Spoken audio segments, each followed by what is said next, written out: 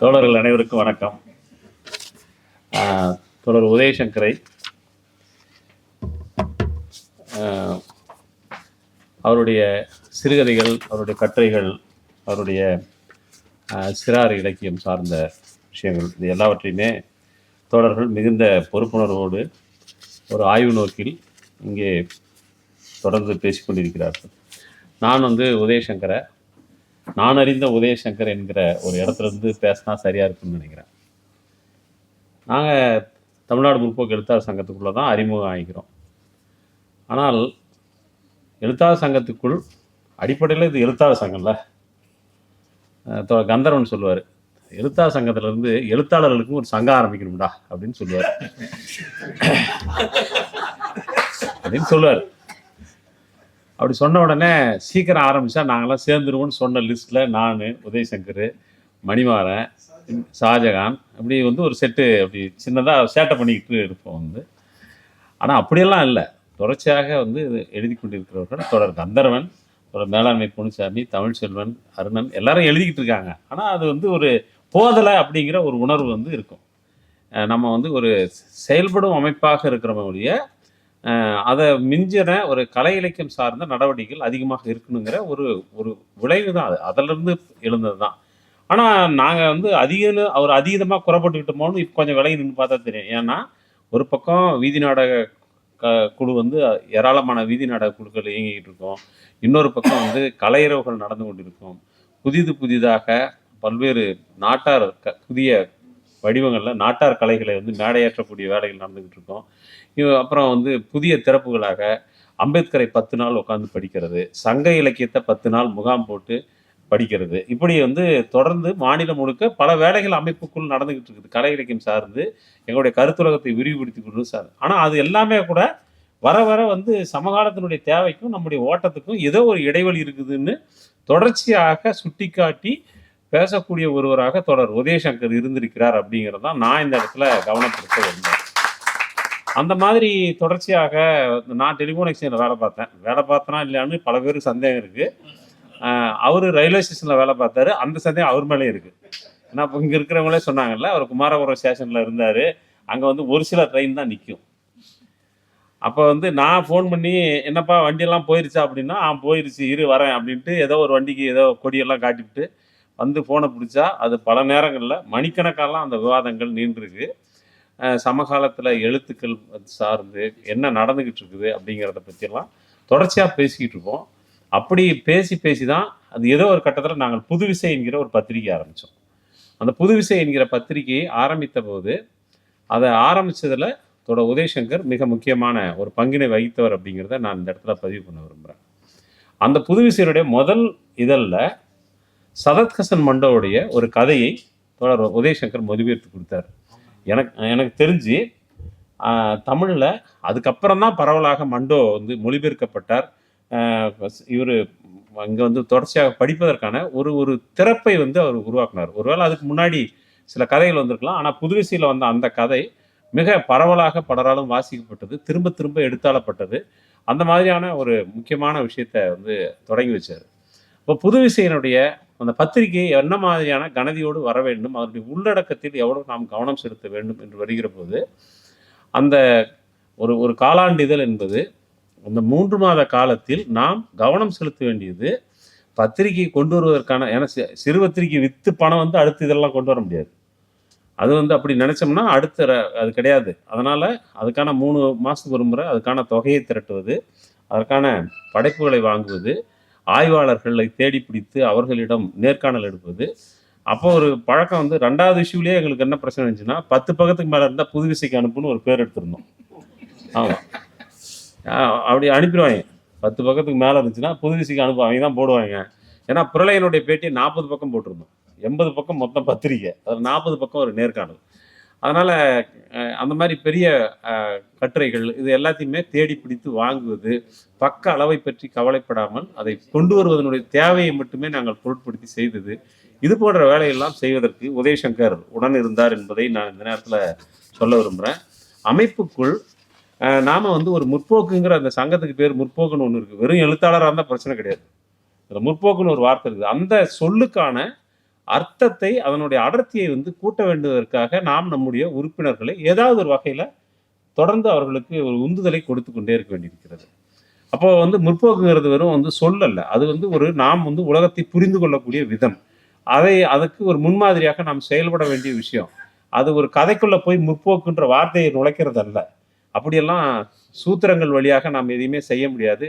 Formula கதைகளோ கவிதைகளோ நமக்கு வந்து அந்நியமாக நம்ம ஒதுக்கி தான் வச்சுருந்தோம். அப்படிலாம் எழுதணும்னு அவசியம் கிடையாது. எழுத வேண்டியது யாராவது இருந்தாங்கன்னா அதையெல்லாம் நிராகரிப்பதற்கான ஒரு தைரியமும் எங்களுக்கு இருந்தது.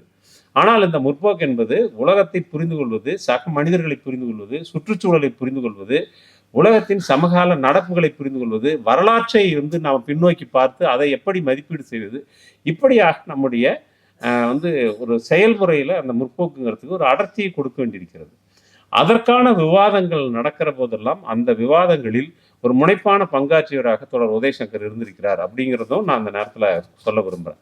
அந்த மாதிரியான விவாதங்கள் நடந்தவருடைய ஒரு தொடர்ச்சியில் தான் தாமியகாசா என்பது வெறும் கலை இலக்கியம் என்கிற அந்த இடத்திலிருந்து ஒரு பண்பாட்டு அமைப்பாகவும் தன்னை பரிணமித்துக் கொள்ள வைப்பதற்கு ஒரு சில முயற்சிகள் வந்து தேவைப்பட்டது. அந்த முயற்சிகளில் உதயசங்கர் வந்து ஒரு குறிப்பிடத்தகுந்த பங்கை வகித்தார் என்பதை இவரோடு சேர்ந்து கிட்டத்தட்ட ஒரு சம வயதினராக இருந்த ஒரு செட்டு, இந்த 60கள் செட்டு நாங்கன்னு வச்சுங்களேன், அந்த செட்டு வந்து ஒரு சின்ன வேலை பார்த்தோம். வேலைன்னா என்ன வந்து ஒன்று பேசி வச்சோ குரூப் சேர்ந்தோ அப்படிலாம் கிடையாது. தாமியசாவில் அப்படியெல்லாம் ஒன்று இருக்குன்னு அவசியம் கிடையாது. வெளிப்படையாக வந்து பேசுறதுல ஒரு ஒத்த கருத்துடைய தோழர்களாக அப்படி ஒரு செட்டு வந்து தாமியசாவில் வேலை பார்த்தாங்க. அந்த செட்டு வந்து தொடர்ச்சியாக இதை பேசிக்கிட்டே இருந்துச்சு. இது வந்து வயது வித்தியாசம் இல்லாமல், அது தமிழ்ச்செல்வனாக இருக்கலாம், சில நேரங்களில் வந்து கலப்புரனாக இருக்கலாம், சில நேரங்களில் மதுக்குராக இருக்கலாம், யாரோ ஒருத்தர் வந்து இந்த நூலை பிடிச்சி அப்படி குறுக்கு நெருக்கமாக பிடிச்சு நிறுத்தி இதை தாண்டி நம்ம போகணும் அப்படிங்கிறத யாரோ ஒருத்தர் வந்து அந்த எல்லையை வந்து நிர்ணயிச்சுக்கிட்டே இருந்தாங்க. அதை தாண்டக்கூடியவர்களை வந்து உற்சாகப்படுத்திக்கிட்டே இருந்தாங்க. அந்த மாதிரியான ஒரு வேலை வந்து இந்த காலத்தில் நடந்ததில் உதயசங்கர் வந்து அமைப்போடு சேர்ந்து நின்று அதை செஞ்சார் அப்படிங்கிறதும், அதில் நாங்களாம் சேர்ந்து வேலை செஞ்சோம் அப்படிங்கிறதும் ஒரு முக்கியமான விஷயமா நான் கருதுகிறேன். பிறகு வந்து பொதுவாக ஒரு சமூகத்தில் கலை இலக்கியவாதிகள் மைனாரிட்டின்னு நம்ம சொல்லுவோம். ஆனால் கோயில்பட்டியில் வெகு மக்கள் தான் மைனாரிட்டி. இவங்கெல்லாம் தான் கொஞ்சம் அதிகமாக இருக்கிறதா வந்து சொல்லுவாங்க. அப்போ இந்த கோயில்பட்டி பெருமை இருக்குல்ல, அது கடலை மிட்டாயோட பெரிய பெருமை தான் அது. இந்த பெருமையை வந்து எனக்கு தெரிஞ்சு அவ்வளோ ஒன்றும் அதிகமாக பேசாத ஒரு ஆள் வந்து, ஆனால் என்னன்னா கீராவை பற்றி பேசுவார். வந்து அங்கே இருக்கக்கூடிய எழுத்தாளர்களை பற்றி ஒரு டாக்குமெண்ட்ரி படம் எடுத்திருக்கிறாரு, அதெல்லாம் பண்ணுவார். ஆனால் தன்னுடைய கதைகளுக்குள்ள அந்த வெட்டி பெருமிதங்கள் இது போன்ற விஷயங்கள் வந்து இருக்காது. அவருடைய கதைகள் முழுவதும் ஏற்கனவே மாதராய் சொன்ன மாதிரி நான் கேட்டேன் அவர்கிட்ட, அநேகமாக அறம் கிளை நடத்தின பாராட்டு விழாவில் பேசினேன். நான் வந்து ஒரு ஒண்டி கொட்டாயில் வளர்ந்தவன். அதுதான் லட்சுமிகாந்த் சொன்னார். ஒண்டி கொட்டாயின்னா அங்கே இருக்கிற எத்தனை பேருக்கு தெரியும் தெரியாது. ஒண்டி கொட்டாயின்னா நிலத்தில் வந்து அவங்க தனியாக வந்து கொட்டாய் போட்டு, வீடெல்லாம் கிடையாது, கொட்டாய் தான், அந்த கொட்டாய் போட்டு அங்கே வசிக்கிறவங்க, இதுதான் வந்து ஒண்டி கொட்டாயின்னு சொல்லுவாங்க. நான் அப்படி ஒண்டி கொட்டாயில் வளர்ந்தவன். எனக்கு நண்பர்களே எனக்கு கிடையாது. ஸ்கூல் விட்டு வந்தாச்சுன்னா ஒரு வெள்ளிக்கிழமை சாயங்காலம் வந்து வீடு அடைஞ்சாச்சுன்னா திங்கக்கிழமை காலையில் போகிற வரைக்கும் இன்னொரு என் வயது உள்ள ஒரு பையனை பார்க்கறதுக்கு வந்து வாய்ப்பே கிடையாது. அப்படி நான் வந்து வளர்ந்தவன். உதயசங்கர் கதையில் பார்த்தா எத்தனை சொந்தக்காரங்க, உறவு முறைன்னு இருக்கிற அவ்வளோ பேரும் வதன்னு இருப்பாங்க. வந்து அவ்வளோ பேர் இருப்பாங்க. நான் கேட்டேன் வந்து இவ்வளோ சொந்தத்தோட எப்படிப்பா புழங்கின அப்படின்னு சொல்லி. அவ்வளோ பேர் இருப்பாங்க. எல்லா உறவு முறை சார்ந்தவங்களும் இருப்பாங்க. அவங்க எல்லாரையும் உற்று கவனித்து அவர்களோடு இருக்கக்கூடிய தன்னுடைய உறவை வந்து கொண்டாடி தீக்கிற ஒருத்தராகவும், அவங்க ஏற்றக்கூடிய கயமைகளை பார்த்து, அந்த துரோகங்களை பார்த்து, அவர்களுடைய அன்பற்ற நடத்தைகளை பார்த்துலாம் வந்து அடைஞ்ச வேதனை, இது எல்லாத்தையுமே அவர் வந்து தொடர்ச்சியாக எழுதியிருக்கிறாரு. இதில் வந்து இப்படி எழுதின அந்த விஷயத்தில் நம்ம கைக்கு வந்து பார்த்தீங்கன்னா அவர் மொத்தமாக எழுதுனது 8 பக்கத்தில் அவருடைய நூல்களுடைய பட்டியல் இருக்குது. வெறும் 8 பக்கத்தை எழுதுனவங்க பண்ணுற அட்டூழியம் இருக்க, அது பெரிய அட்டூழியமாக இருக்கு. ஆனால் ஒரு உதயசங்கர் என்ன, ஆமாம் சில பேர்லாம் வந்து சொல்கிறாங்க, நானும் உங்களோட எழுத்தாளனாக இருக்கிறது சந்தோஷப்படுறேன் சார் அப்படின்னு. அப்படியே எங்கே எழுதிட்டு இருக்கீங்க தொடர் அப்படின்னா, டெய்லி ஃபேஸ்புக்கில் எழுதுறேன் சார் அப்படின்னு. டெய்லி ஃபேஸ்புக்கில் எழுதுறாங்க அப்படின்றாங்க. இது வந்து நம்ம இது எதுக்காக சொல்கிறேன்னா, தோழர் வந்து இவ்வளோ வந்து வேலை செய்கிறாருன்னா ஒரு பகிரங்கமான ஒரு குற்றச்சாட்டு கிளிஷேவாக திரும்ப சொல்லப்படுது. அமைப்புகளில் வேலை செய்கிறவங்க எழுத மாட்டாங்க அப்படின்னு நான் நினைக்கிறேன். அமைப்பில் வேலை செய்கிறதுனால தான் அவர் இவ்வளோ எழுதியிருக்காருன்னு நினைக்கிறேன் நான். ஏன்னா அவர் வந்து இந்த அமைப்பினுடைய வழியாக வேலை செய்கிற சூழல்ல இந்த உலகத்தை பார்ப்பதற்கான அவருடைய பார்வை இன்னும் விரிவுபட்டு கொண்டே இருக்கிறது. அவர் சந்திக்கக்கூடிய மனிதர்களுடைய எண்ணிக்கை, மனிதர்களுடைய வகைமைகள், அவருடைய மன ஓட்டங்கள், இது எல்லாவற்றையும் பார்ப்பதற்கான ஏதோ ஒரு சின்ன டூல் அவர் கையில கிடைச்சிருக்குது. அது அமைப்பு தேடி பிடிச்சி இந்தாங்க உதயசங்கர் இது வழியா பாருங்கலாம் சொல்லலை.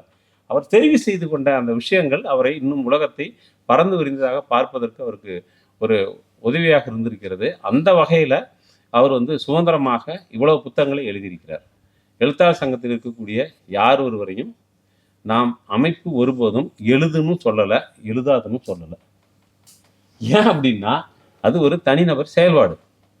ஆனா அப்படி எழுதி வந்துருச்சுன்னா அதை கொண்டாட வேண்டிய பொறுப்பு நமக்கு இருக்குதுன்றது தான் ஸ்டாலினும் பேசினாரு, மற்ற தோழர்களும் சுட்டி காட்டினாங்க. மிகுந்த குற்ற உணர்ச்சியில் அவர் தொண்டை அடைச்சு பேசினார். ஏன்னா மதுக்கூர் தலைவர், நான் பொதுச் செயலாளர், ஒரு பொருளாளர், நாங்கள் 3 பேரும் தான் முடிவெடுத்தோம் உதயசங்கருக்கு மதுரையில் பாராட்டு விழா நடத்துறதுன்னு சொல்லி. ஆனால் முத்தம் கொடுக்கறதுக்கான ஈரமே உதடு பூரா காஞ்சி போன பின்னாடி தாய் முத்தம் கொடுக்கறதுங்கிறது கொஞ்சம் லேட்டு தான் அப்படிங்கிறத சொல்ல வேண்டியிருக்கு. ஆனால் எவ்வளோ கூட்டம் வந்தாலும் தாய் வீட்டு ஆளுங்க வந்துட்டாங்களான்னு பார்க்கக்கூடிய ஒரு பெண்ணை போல நான் தாமதமாவது வர்றோம் அப்படிங்கிறத அவர் அங்கீகரித்து ஏற்றுக்குவாருன்னு நான் நினைக்கிறேன். இது எனக்கு ஒரு உதயசங்கரோட இன்னொரு மிக முக்கியமான பரிணாமமாக அவர் குழந்தை இலக்கியத்தை பற்றி எல்லாருமே சொன்னாங்க, சிறார் இலக்கியத்தை பற்றி. நான் கூட விஷ்ணுபுரம் சரவணனுக்கு அவருடைய புத்தகத்தை பற்றி ஒரு முறை எழுதும்போது சொன்னேன், என்னத்தையாவது எழுதி பிங்க் கலரில் ஒரு அட்டை போட்டால் குழந்தை இலக்கியம் நிறைய பேர் நினச்சிக்கிட்டு இருக்கிறாங்க அப்படின்னு போட்டிருந்தேன். ஏன் அப்படின்னா அது அப்படி ஒரு பார்வை இருக்குது. என்னத்தையாவது எழுதுறது, குழந்தைக்கு பிங்க் கலர் பிடிக்குன்ட்டு பிங்க் கலர் அட்டையை போட்டு வைக்கிறது. இது ஒரு கடுமையான ஒரு வியாபார சீரழிவு. அது அப்படி இருக்கிறப்ப எப்படி விஷ்ணுபுரம் சரவணன் போன்றவர்கள், உதயசங்கர் போன்றவர்கள் எப்படி மாறுபடுறாங்க அப்படின்னா, உதயசங்கர் ஒரு நேர்காணலில் சொல்லியிருக்காரு, நான் இதுவரைக்கும் பேய், பிசாசு, பில்லி சூனியம், இந்த மாதிரி பிற்போக்கான ஒரு கேரக்டரை கூட என் கதைக்குள்ளே நான் கொண்டு வரவே கிடையாது. அதை நான் திட்டமிட்டு நான் அவங்கள மறுக்கிறேன். ஆனால் அதெல்லாம் இல்லைங்கிறத பற்றி எழுதுறதுக்கு அதை எழுதியிருக்கிறாரு. ஆனால் அவங்களெல்லாம் குளோரிஃபை பண்ணி, குழந்தைங்கன்னா ஏதோ முனிவர் வருவார், அவர் சாமியார் வருவார், இந்த மாதிரியான அல்லது மன்னர்கள் வருவாங்க, அவங்க அப்பேற்பட்ட வீரசூர தனிநபர்களாக இருப்பாங்க என்பதை போன்ற ஒரு விஷயத்தெல்லாம் நான் எழுதவே இல்லை அப்படின்னு ஒரு இடத்துல சொல்லியிருக்காரு. அப்புறம் இந்த குழந்தைகளை பற்றி நம்ம பேசும்போது, இன்னைக்கு நாம உண்மையில குழந்தைகளை பற்றி தான் பேசுகிறோமா, அப்புறம் யார் வீட்டு குழந்தைய பற்றி பேசுகிறோம், நாம் பார்த்த குழந்தைகள் எல்லாருமே நமக்கு அவங்கள பூரா புரிஞ்சுக்கிட்டு இருக்கிறோமா அப்படிங்கிற கேள்வியெல்லாம் நமக்கு திரும்ப திரும்ப வருது. இப்போ நவீன காலத்து குழந்தையை பற்றி என்ன சொல்கிறாங்க அப்படின்னா, ஒரு குழந்தை பொதுவாகவே ஒரு குழந்தை இப்போ ஒரு சமீபத்திய ஆய்வில் சொல்கிறாங்க, ஒரு குழந்தை அது அன்றாடம் ஒரு குழந்தைக்கு தொட்டில் சும்மா கிடக்கிற குழந்தைக்கு 32 GB டேட்டா போய் சேருதுன்னு சொல்லி ஒரு ஆய்வில் சொல்கிறாங்க. சும்மா அது பாட்டுக்கு தேமேன்னு கையில் காலை ஆட்டிக்கிட்டு வாயில் விரல வச்சு சூப்பிக்கிட்டு, இப்போ நம்மளும் அதான் பண்ணிக்கிட்டு இருக்கோன்னு வச்சுங்க.